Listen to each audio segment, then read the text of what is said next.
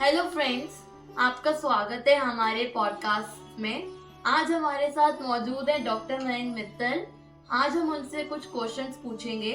Doctor Mayank Mittal, we know that Radhakund and Shyamkund is present in Govardhan.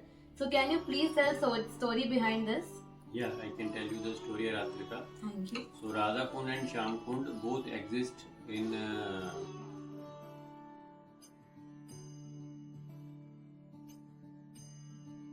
Govardhan, which is near Vrindavan. So the story is like that. When Lord Krishna was staying in Vrindavan, so demon Kansa was sending lot of asurs and demons to kill Shri Krishna. Oh, wow. So one asur God. was Arishtasur. Okay. So Arishtasur took the form of a ox Oh, or a bull to kill Krishna while he was playing with his friends in the forest. So he ran towards Krishna to kill him, but Krishna killed Arishtasur. Oh. So, but at one point of time when he was discussing with Radharani, so Radharani told that Krishna, you have killed a demon. Okay. Arishtasur, but he is in the form of a cow or a bull. So that means he belongs to the Govansh. So in that way you have killed a cow. So that means you are suffering from a sin which is called as Gohatya. So in order to be free from that sin, you have to take bath in all the holy rivers across India, which include Ganga, Yamuna, Satluj, Chenab, all Sapt rivers. Yes, all Sapt rivers. So what Krishna do, because we know that Krishna is Supreme Personality of Godhead. Yes. He is the Supreme Personality of Godhead. There is nothing impossible for Shri Krishna. Yes. So he with his foot stamped his feet on the ground, and there was a very large pond which developed in that area. And then he requested all the 7 rivers. They came one by one and poured their water into it. In this way, the Shyamkund is formed.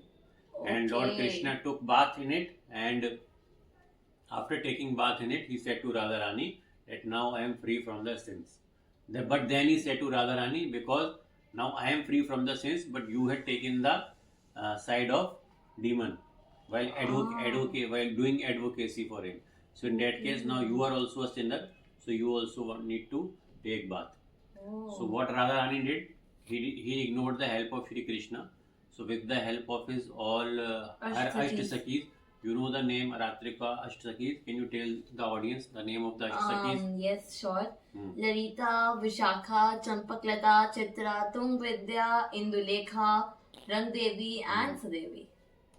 So all these, with the help of all her Sakis, she started digging the area, because they don't have any equipment, so they started using their bangles as a shovel to dig the pond.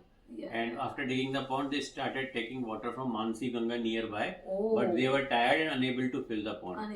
So seeing that, Krishna, since he is merciful, he asked all the rivers to fill the pond of dug by Radha and her Sakis. Okay. So all the 7 rivers filled that pond, and then Radharani took bath in it. So that came to know with the name of Radhakund. So in this way, both Shyamkund and Radhakund are formed. And now when you go to Vrindavan, Govardhan, so Radhakund is in Govardhan, and it is a very sacred and the holiest place in the entire Govardhan area. And the day on which this Radhakund appeared is called as Bahulashtami, and it comes during the Kartik Mass, which has recently passed.